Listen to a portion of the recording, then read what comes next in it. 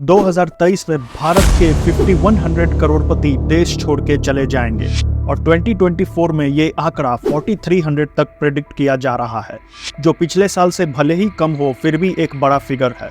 2025 तक भारत के 20 लाख स्टूडेंट बाहर के देशों में पढ़ाई करने चले जाएंगे, जहां पर इनकी डायरेक्ट स्पेंडिंग $70 बिलियन प्रेडिक्ट की जा रही है। अब अगर हाई नेटवर्थ इंडिविजुअल्स, स्टूडेंट्स और बाकी सबको मिला दिया जाए तो भारत से हर साल करीब 25 लाख लोग बाहर देश चले जाते हैं। आखिर ये लोग अपने रिलेटिव्स और दोस्तों को छोड़कर किन देशों में जा रहे हैं और वहाँ इन्हें क्या फ़ायदा हो रहा है, ये जानने से पहले उस रीज़न को जानते हैं जिसके वजह से ये भारत छोड़ रहे हैं। सबसे पहले बात करते हैं हाई नेटवर्थ इंडिविजुअल्स की, जिसको सिंपल लैंग्वेज में बोला जाए तो ये देश के करोड़पति है। इन लोगों की फेवरेट डेस्टिनेशन सिंगापुर, दुबई और यूएसए है। ये लोग बाहर के देश 3 मेजर कारणों से जाते हैं। पहला है इंडिया का हार्श टैक्स रेजिम, दूसरा है बेटर लाइफस्टाइल और फैसिलिटीज़ और तीसरा है इंडियन पासपोर्ट की कमजोरी। बजट 2024 में गवर्नमेंट ने कैपिटल गेन टैक्सेस को बढ़ा दिया, जिसके वजह से इस बजट को काफ़ी क्रिटिसाइज किया जा रहा है। शॉर्ट टर्म कैपिटल गेन्स पर अब 20% टैक्स लगेगा और लॉन्ग टर्म कैपिटल गेन्स पर 12.5% टैक्स लगेगा। बात करें इनकम टैक्स की तो उसमें ज़्यादा चेंजेस नहीं की गई है और वो ऑलमोस्ट सेम है पिछले सालों की तरह। पर इन्हीं टैक्स रेजिम से बचने के लिए हाई नेटवर्थ इंडिविजुअल्स भारत को छोड़ के दूसरे देशों में शिफ्ट हो रहे हैं, क्योंकि इन्हें लगता है कि यहाँ पर हाई रेट ऑफ टैक्सेस तो है पर सर्विसेज टॉप नॉच नहीं है। पर क्या बाहर के देश में इन्हें टैक्स नहीं देना पड़ता? इसकी असलियत हम आगे इस वीडियो में समझेंगे, पर उससे पहले दूसरे कारण पर आते हैं जो कि लाइफस्टाइल और फैसिलिटीज़ है। फैसिलिटीज़ की बात करें तो हेल्थ केयर और एजुकेशन 2 मेजर फैसिलिटीज़ है जो कि कोई भी इंसान बेस्ट चाहता है। हेल्थ केयर के लिए इंडिया में प्राइवेट प्लेयर्स पर डिपेंड करना पड़ता है, पर यहाँ की हेल्थ केयर यूएसए और सिंगापुर से कंपैरेटिवली काफ़ी सस्ती है। पर फिर भी ये मेजॉरिटी पॉपुलेशन के लिए अफोर्डेबल नहीं होती है और ज़्यादातर लोग गवर्नमेंट के हेल्थ केयर फैसिलिटीज़ पर डिपेंडेंट होते हैं। पर high net worth individuals private health care facilities easily afford कर सकती है, इसलिए ये उनके पलायन का मेजर रीज़न नहीं है। इससे बड़ा रीज़न एजुकेशन है।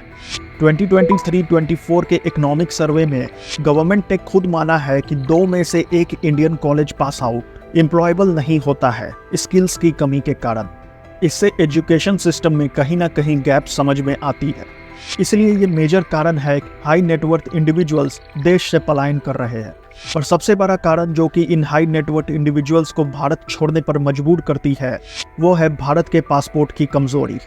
हेनेले पासपोर्ट इंडेक्स 2023 के अनुसार इंडियन पासपोर्ट वर्ल्ड में 88th रैंक पर आता है और यहाँ के पासपोर्ट पर सिर्फ 57 कंट्रीज में वीज़ा फ्री एक्सेस है।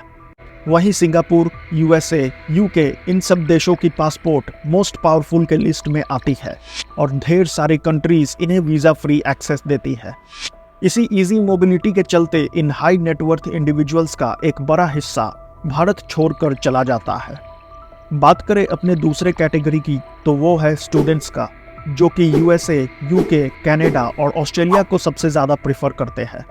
इंडिया के टॉप कॉलेजेस में अफोर्डेबल फीस में क्वालिटी एजुकेशन तो प्रोवाइड होती है, पर उन कॉलेज के सीट्स काफ़ी कम है। इसका अंदाज़ा आप इस बात से लगाओ कि 2024 में 24 लाख बच्चों ने 1 लाख MBBS सीट्स के लिए अप्लाई करा था। अब जो 23 लाख बच्चे जिनकी इस साल एडमिशन नहीं हो पाएगी, वो या तो ड्रॉप करके नेक्स्ट ईयर तैयारी करेंगे या अपनी स्ट्रीम से अलग कुछ और स्ट्रीम में एडमिशन लेंगे। कुछ लोग ढेर सारा फीस दे के प्राइवेट कॉलेजेस में जाएंगे और उन्हीं में से कुछ लोग फॉरेन जाकर पढ़ाई करेंगे। फॉरेन जाकर पढ़ाई करने का दूसरा सबसे बड़ा कारण है जॉब अपॉर्चुनिटी। इंडिया में अगर आप टॉप कॉलेजेस के अलावा कहीं से पढ़ते हो तो आपकी सैलरी काफ़ी नहीं होती है और मेट्रो सिटीज़ में सर्वाइव करना भी मुश्किल हो जाता है। वहीं फॉरेन से pass out students Indian student के मुकाबले 10 to 15x ज़्यादा कमा सकता है। पर क्या ये 15x ज़्यादा कमाई उन देशों में सर्वाइव करने के लिए काफ़ी है, ये जानेंगे आगे इस वीडियो में। पर उससे पहले अगर वीडियो पसंद आ रहा है तो इसे एक लाइक देके चैनल को सब्सक्राइब ज़रूर कर लीजिएगा। बढ़ते हैं अब अपने तीसरे कैटेगरी पर, जो कि है वेज अर्नर्स या वर्किंग क्लास। इन लोगों का मेन एम पैसे कमाना होता है ताकि ये अपने और अपनी फैमिली की लाइफ को अच्छा बना सके। ये लोग अपॉर्चुनिटी मिलने पर यूएसए, यूरोप या गल्फ कंट्रीज भी जाते हैं। आज के टाइम में गल्फ कंट्रीज में 19 लाख इंडियन ओरिजिन के लोग काम कर रहे हैं। पर इस कैटेगरी का एक डार्क साइड भी है। इस कैटेगरी में आने वाले कुछ लोग देश को मजबूरी में छोड़ते हैं और पैसे कमाने के लिए इनके लिए जॉब क्वालिटी कुछ खास मैटर नहीं करती। कंस्ट्रक्शन मजदूर, बस या टैक्सी ड्राइवर बन के और एक छोटे से कमरे में बहुत सारे लोगों के साथ रहकर ये लोग अच्छी सेविंग्स करके इंडिया अपने फैमिली के पास भेज देते हैं। कुछ लोग अच्छे पोजीशंस पर भी नौकरी करते हैं। पर दोस्तों, यहाँ एक बहुत बड़ा सच है जो मैं आपको बताना चाहूँगा। कोई भी बाहर का देश इंडिया के किसी भी एम्प्लॉय को 2 कंडीशन पर लेके जाता है। पहला, जब वहाँ मैनफोर्स की कमी हो और यहाँ से सस्ता लेबर उन्हें मिल जाए। दूसरा, जब कोई भारत का सिटीजन एक्स्ट्रा ऑर्डिनरी और जीनियस माइंड का हो तो बड़े पैकेजेस के साथ उन्हें अपने देश बुला लेते हैं। मीडियोकर लोगों को या तो अपने देश में रहकर कमाना पड़ता है या दूसरे देशों में जाके क्वालिटी ऑफ जॉब को कॉम्प्रोमाइज़ करना पड़ता है। और दोस्तों, क्या इन देशों में जाना वर्दी है या ये सिर्फ एक अफवाह है जो हमारे सोसाइटी में फैल रहा है कि बाहर जाके सेटल हो जाओ और फिर लाइफ सेट है। तो सबसे पहले आते हैं टैक्स रेजिम पर।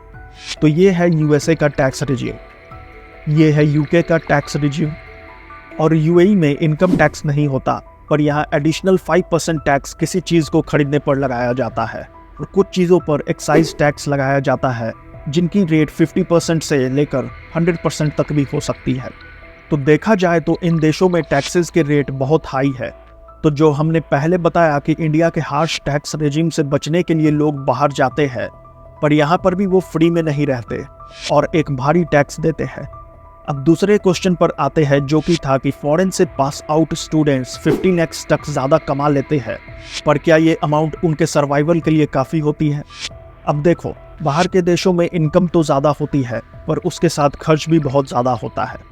यूएसए और यूरोप में सिटीज़ में रहने के लिए बहुत सारे बिल्स पे करने पड़ते हैं, जिसके लिए ओवर टाइम या पार्ट टाइम जॉब्स भी करना पड़ता है। इवन स्टूडेंट्स को सर्वाइव करने के लिए पार्ट टाइम जॉब्स करनी पड़ती है। मतलब सीधा शब्दों में अगर फेरी टेल वाला लाइफ चाहिए तो उसके लिए मेहनत करनी पड़ती है, तब जाके सक्सेस मिलता है।